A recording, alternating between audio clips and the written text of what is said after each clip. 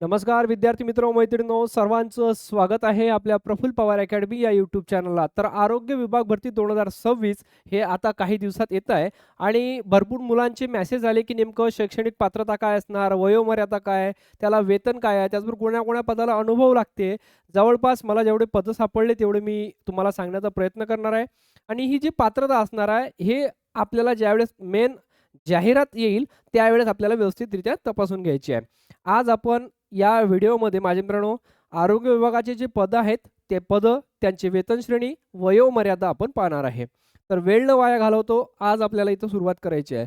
महत्त्वाची गोष्ट म्हणजे जसं तुम्ही स्क्रीनवरती पाहत आहात, कालचीच विधानसभेमध्ये सन्माननीय मंत्री महोदय यांनी माहिती दिलेली आहे, की 5,000 नव्या पदांना मंजुरी दिलेली आहे आणि हे तुम्हाला माहिती आहे खाटांची संख्या 100वरून 150, 150वरून 200, 300, 500 पर्यंत गेलेली आहे. तर नेमकं जर पदं आले, पदं हे आरोग्य विभागामध्ये खूप जास्त असतात. ओके. एवढेच पदं इथं नाही आहे. या व्यतिरिक्त सुद्धा मी तुम्हाला सांगेल. त्याचबरोबर प्रत्येक याची पात्रता वेगळी आहे. यामध्ये 2 गोष्टी पाहायला भेटते आपल्याला. एक म्हणजे टेक्निकल पदं आणि दुसरं म्हणजे नॉन टेक्निकल पदं. आता टेक्निकल म्हणजे ज्या आपण एक्झाम्पल ऑफ ग्रंथपालचं पद आहे, तर मग ग्रंथपालसाठी बिलीप लागेल. बरोबर आहे. त्याचे 60चा सिलेबस हा जनरल सिलेबस असतील आणि 40चा सिलेबस आपला टेक्निकल असेल. टेक्निकल पदाच्या संदर्भात 40% सिलेबस असेल तुम्हाला. त्यावरती आपण नंतर बोलूया. माझ्या मित्रांनो, आरोग्य विभाग 2026च्या संदर्भात जर कधी पदाची माहिती, वेतन आणि वयोमर्यादा पाहिली आपण, तर वैद्यकीय अधिकारी यांच्यासाठी शिक्षण जे लागते ते एम-बी-बी-एस लागते. तुम्हाला स्क्रीनवरती दिसेल 1 नंबरला. शिक्षण जे लागते ते एम-बी-बी-एस लागतं आणि 56,100 पासून स्टार्टिंग बेसिक होईल आणि मी वयोमर्यादा प्रत्येक वेळेला सांगणार नाही. लक्षात ठेवा वयोमर्यादा 18 ते 38 वर्षापर्यंत आहे आणि कास्टमधून तुम्ही फॉर्म भरत असाल तर तुम्हाला 43 वर्षापर्यंत इथं फॉर्म भरता येईल. क्लिअर झालं. मी आता परत वयोमर्यादा रिपीट करणार नाही. स्टाफ नर्ससाठी बी-एस-सी नर्सिंग जी-एन-एम लागतो.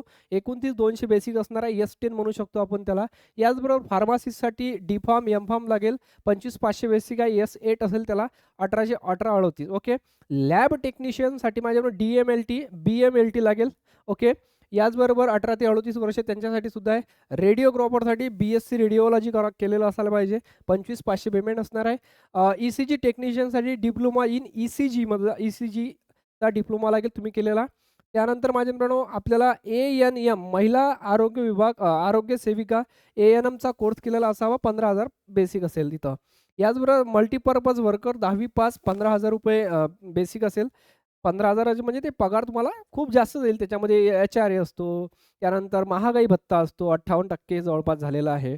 त्यानंतर सिटीनुसार एच-आर-ए सुद्धा बदलतो 18%, 30% पर्यंत जातो, 9% ग्रामीण भागामध्ये. फील्ड वर्कर असेल तर माझ्याकडून 12वी पास याचबरोबर ₹18,000 बेसिक आहे. ऑडिओमेट्री असिस्टंट 12वी प्लस डिप्लोमा लागेल. याचबरोबर dental hygienist diploma in dental hygienic हे 18,000 बेसिक असेल. त्याचबरोबर आहार तज्ञ यासाठी बी-एस-सी न्यूट्रिशन लागेल. ओके. आणि त्यानंतर आहे समुपदेशन काउन्सिलर यामध्ये एम-ए त्यानंतर एम-एस-डब्ल्यू सुद्धा लागणार आहे. हे पदं झाले सुरुवातीच्या टप्प्यातली. मी आणखी तुम्हाला पदं दाखवतो कारण की याच्यामध्ये भरपूर पदं आहेत ते मी ऑलरेडी म्हटलं आणि परत एक गोष्ट तुम्हाला सांगतो क्लिअरली. ही अधिकृत जाहिरात अजून यावर्षीची आलेली नाही. पण पोरं तयारी सुरू केलेली आहे आरोग्य विभाग भरतीच्या दृष्टिकोनातून. त्यांचा एक पेच आहे का नेमकं काय क्वालिफिकेशन लागते तर मी सांगण्याचा प्रयत्न केला. हे जे माझ्या पद्धतीनं मी तयार केलेलं आहे. तुम्हाला तुमच्या पदाची पात्रता व्यवस्थित माहीत असू द्या आणि महत्त्वाची गोष्ट म्हणजे काय, तुम्हाला कुठल्याही पद्धतीची अडचण असेल तर कमेंट बॉक्समध्ये तुम्ही कमेंट्स करू शकता. होऊ शकतं माझ्याकडून काही चुकी झाली असेल लिहिण्यामध्ये. त्यानंतर माझ्या मित्रांनो आपल्याला आणखी पदं पाहिजे आहेत. तत्पूर्वी तुम्हाला एक विनंती आहे. मी माझ्या ॲप्लिकेशनला आरोग्य विभाग भरतीच्या दृष्टिकोनातून एक नॉन टेक्निकलची बॅच लॉन्च केलेली आहे. म्हणजे ही बॅच जर टेक्निकल पदासाठी फॉर्म भरला तर त्यांचा 60% सिलेबस याच्यामध्ये कव्हर होईल आणि नॉन टेक्निकल पदाचा असला तर 100% त्याचा सिलेबस कव्हर होईल. तर मी असं म्हणतो याच्यासाठी सर्व पदांसाठी जे पदं तुमची दिसत नसेल तर मग आमच्यासाठी बॅच उपयोगी नाही की सर्वांसाठी बॅच ही उपयोगी आहे. माझ्या मित्रांनो ही बॅच फक्त ₹799 आपल्या ॲप्लिकेशनला आहे. ॲप्लिकेशनचं नाव पी-पी अकॅडमी त्याची लिंक डिस्क्रिप्शन बॉक्समध्ये दिलेली आहे आणि सध्या ऑफर सुरू आहे. ₹1999 ची बॅच ₹799 उपलब्ध होत आहे. बॅचचे वैशिष्ट्य तुम्ही पाहू शकता आणि सर्व लेक्चर्स हे नवीन असणार आहे. तुमचा सिलेबस कंप्लीट करून घेतला जाणार आहे.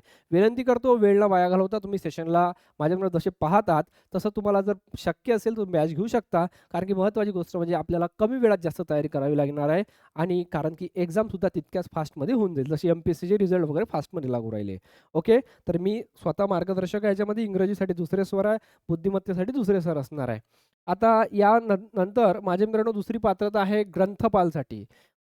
हे पद येणारच आहे असं नाही आहे. याच्यातले काही पदं राहील. तर बिलीप किंवा एमलिप लागू शकते. 18 ते 38, 29, 200 S10 असणार आहे. कनिष्ठ सहाय्यक पदवी प्लस टायपिंग लागेल. वरिष्ठ सहाय्यक पदवी प्लस अनुभव लागेल. जाहिरातीनुसार नेमकं काय येते याच्यात. औषध निर्मात्यासाठी D.Pharm, M.Pharm लागेल. प्रयोगशाळा तज्ञतेसाठी DMLT वरती पाहिलेलं होतं आपण. हे किरणसाठी ECG लागतो आणि आरोग्य सेवकसाठी 12वी प्लस MPW हे क्वालिफिकेशन आहे. यानंतर आहे माझ्या मित्रांनो आरोग्य सेविकासाठी 18 ते 38 आणि शिपायासाठी लागणार आहे माझ्या मित्रांनो 18 ते 38. यामध्ये माळीचे पदं असतात, ड्रायव्हरचे पदं असतात. एवढ्याच पदांना संपला नाही हा कार्यक्रम. अधिक दुसरी महत्त्वाची गोष्ट म्हणजे आणखी आपण पदं पाहणार आहोत. याचे आरोग्य विभागाची महत्त्वाची पदं. ठीक आहे. तर याच्यामध्ये तेच ते पदं रिपीट व्हायला नको. बरं. जसं की तुम्ही पाहता स्टाफ नर्सचं पद दाखवलं का मी तुम्हाला? हां. GNM, BSc nursing, staff nurse. यानंतर फार्मासिस्टचे आपण पाहिलेलं आहे D.Pharm, M.Pharm. त्यानंतर लॅब टेक्निशियनचं पाहिलं आहे DMLT. यानंतर आपल्याला पाहिजे ग्रंथपाल बिलीप, एमलिप. यानंतर आहे माझे मित्रांनो कनिष्ठ लिपिक पदवी लागेल प्लस MSCIT लागेल. ओके. कनिष्ठ लिपिकाला पदवी प्लस MSCIT लागेल. यानंतर आरोग्य सेवक सेविकासाठी 12वी प्लस ANM किंवा MPW लागेल मल्टीपर्पज वर्कर. यानंतर असणार आहे माझे मित्रांनो वैद्यकीय अधिकारी MBBSचं शिक्षण लागणार आहे आणि ते सर्वात मोठं पद म्हणायला हरकत नाही.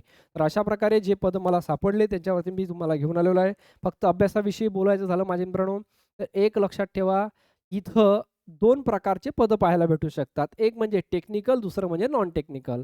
टेक्निकल पद असेल तर 60% सिलेबस सर्वसाधारणतः हा कसा राहतो आपण ज्या गोष्टी टेक्निकल ज्या पदासाठी फॉर्म भरला. एक्झाम्पल मी ग्रंथपालासाठी फॉर्म भरला. तर ग्रंथपालासाठी ग्रंथपालानं अनुसरून 40 प्रश्न मला पाहायला भेटेल आणि 4 विषयाचे जे प्रश्न आहेत म्हणजे सामान्य ज्ञानाला, मराठी व्याकरणाला, गणित बुद्धिमत्ता आणि त्याचबरोबर इंग्रजी व्याकरणाला याचे 15-15 प्रश्न पाहायला भेटतील आणि विषयाशी रिलेटेड 40 प्रश्न असं तांत्रिक पदाचा कार्यक्रम असणार आहे आणि अतांत्रिक जे पद आहेत त्यांना प्लेन सिलेबस असणार आहे 25-25चा. ओके. तर अजूनही जाहिरात आलेली नाही पण आशा आहे लवकरच जाहिरात येणार आहे. डिस्क्रिप्शन बॉक्समध्ये मी टेलिग्राम चॅनलची लिंक दिलेली आहे. कुठल्याही पद्धतीची अपडेट्स आपल्याला लागत असेल मी तिथं अपडेट टाकत असतो. त्यानंतर या आरोग्य भरतीच्या संदर्भात आरोग्य भरतीचं मी स्पेशल चॅनल बनवलं आहे टेलिग्राम. त्याला तुम्ही जॉइन करा. त्याची सुद्धा लिंक डिस्क्रिप्शन बॉक्समध्ये दिलेली आहे. ओके. तर बॅचच्या संदर्भात सांगायचं झालं तर तुम्ही बॅच जॉइन करून घ्या. बॅचची लिंक आहे आणि ऑफर चालू आहे खास करून. Okay. Thank you so much.